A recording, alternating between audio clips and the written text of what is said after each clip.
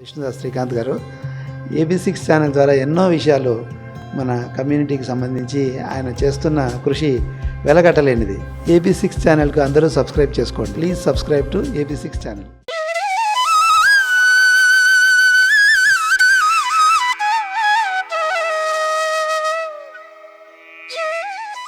శృంగేరి జగద్గురువులు శ్రీ శ్రీ శ్రీ విధుశేఖర భారతి స్వామివారు తిరుమలకు రానున్నారు. తిరుపతి తిరుమలలో 2 రోజుల పాటు స్వామివారి కార్యక్రమాలు జరగనున్నాయి.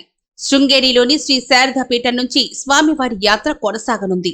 దక్షిణ భారతావనిలోని 3 రాష్ట్రాల్లో స్వామివారి యాత్రకు సంబంధించిన పర్యటన ఖరారైంది. దాదాపు 40 రోజుల పాటు కొనసాగనున్న ఈ యాత్రలో స్వామివారి అనుగ్రహ భాషణలతో పాటు సనాతన ధర్మ పరిరక్షణ కోసం దిశానిర్దేశనం చేయనున్నారు.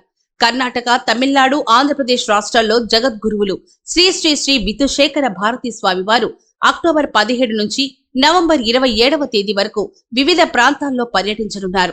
అక్టోబర్ 17న శృంగేరి నుంచి మొదలయ్యి కర్ణాటక రాష్ట్రంలోని వివిధ ప్రాంతాలతో పాటు బెంగళూరు నగరంలో 20వ తేదీన చేరనున్నారు.